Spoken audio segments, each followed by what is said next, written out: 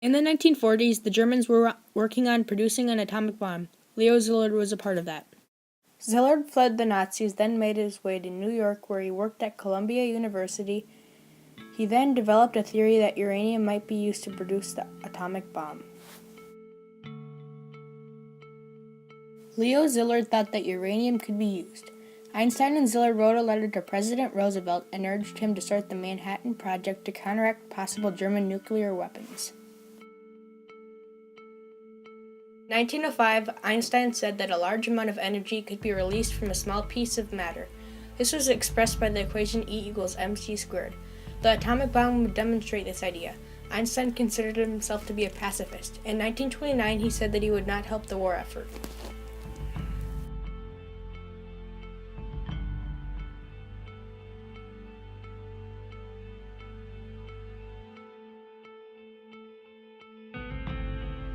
Other findings in the 1940s showed the bomb was a possibility and made it top priority for the United States.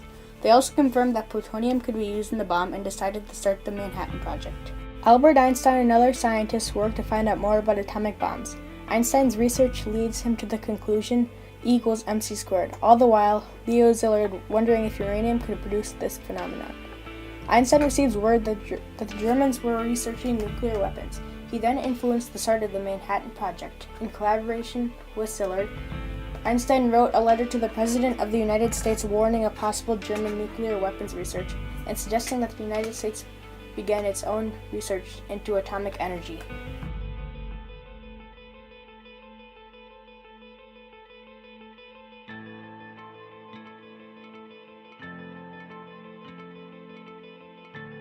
Over the next several years, the program scientists worked on producing the key materials for nuclear fission like uranium-235 and plutonium. They sent them to Los Alamos, New Mexico, where a team led by J. Robert Oppenheimer worked to turn these materials into workable atomic bomb. Early on the morning of July 16, 1945, the Manhattan Project held its first successful test of an atomic device at the Trinity Test Site in Alamogordo, New Mexico.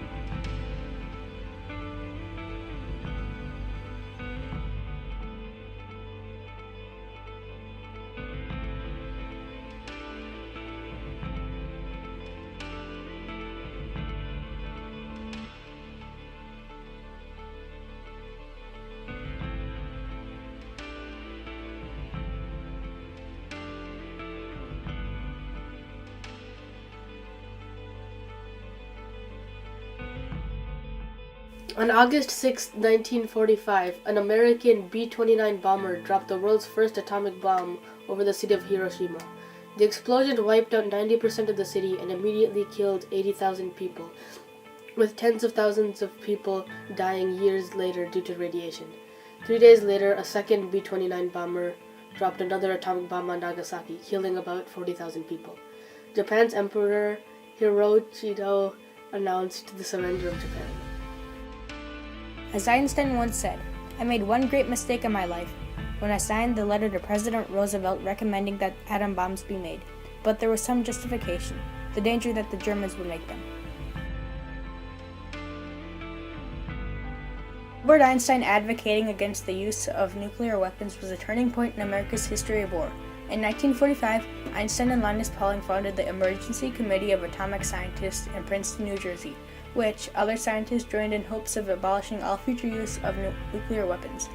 After Einstein and Pauling gave speeches for years to educate the public about the dangers of the atomic bomb, in the hope that they would band together and no nuclear weapons. This was successful, as there have been no more atomic bombs dropped by the United States of America to this day. No one would suggest that the nuclear test ban itself is the work of Linus Pauling. But does anyone believe that this treaty would have been reached by now? If there has been no responsible scientist who tirelessly, year in, year out, has impressed on the authorities and the general public this real menace of nuclear tests? Linus Pauling said, "I believe that there is a greater power in the world than the evil power of military force, of nuclear bombs. There is a power of good, of morality, of humanitarianism." Einstein begins peace movements and the public follows. They protest against nuclear warfare because of its effect on people. Also, destruction of humankind was a real possibility. Were connected with the construction or the use of the atomic bomb. For these physicists find themselves in a position not unlike to that of Alfred Nobel himself. Alfred Nobel invented the most powerful explosive ever known up to his time, a means of destruction par excellence. He also said the problem of atomic war would not be confused by minor problems such as communism versus capitalism. An atomic war would kill everyone, left, right, or center. The arms race between the United States and the Soviet Union initiated originally as a preventive measure, but it turned into much more than that. On both sides, weapons of mass destruction were being built as fast as possible with no thought of holding back. If people continued development of these types of bombs, the radioactive poisoning would be enough to wipe out all life on Earth. Pauling once said, "So far as my scientific career goes, of course, there was the decision that I made in 1945, 46 perhaps, but starting in 45, and that may have been made by my wife rather than me, to sacrifice part of my scientific career to work for control of nuclear weapons and for the achievement of world peace." Einstein begins peace movements and the public follows soon after. They protest against nuclear warfare because of its effect on people involved in it, mentally and physically. Also, the destruction of humankind was a real possibility.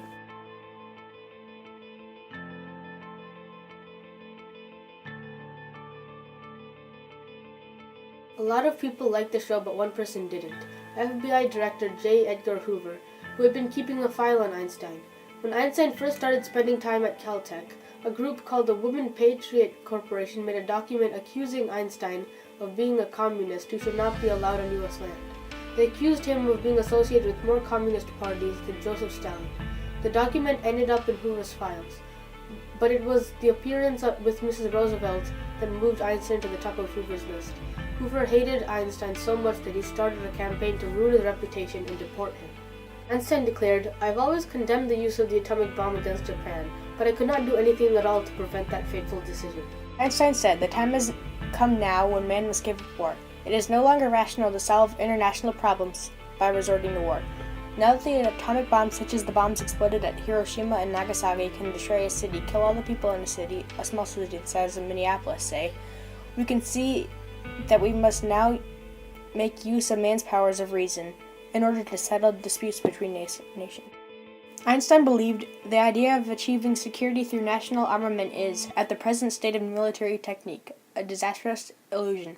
On the part of the USA, this illusion has been particularly fostered by the fact that this country succeeded in producing the atomic bomb.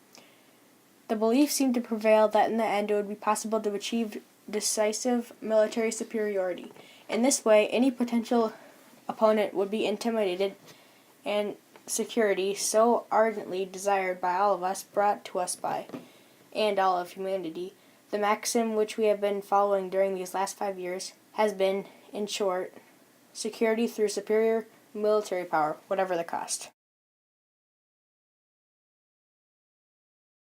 In 2009, David Krieger announced, "As the director of the theoretical division at Los Alamos, I participated in the most senior level in the World War II Manhattan Project that produced the first atomic weapons.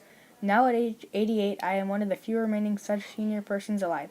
Looking back at the half-century since that time, I feel the most intense relief that these weapons have not been used since World War II, mixed with the horror that tens of thousands of such weapons have been built since that time, 100 times more than any of us at Los Alamos could have ever imagined." Einstein has greatly affected the warfare we use today. Not a single atomic bomb has been dropped since he protested in 1945 to his death. We owe our thanks to Albert Einstein and everyone who supported him.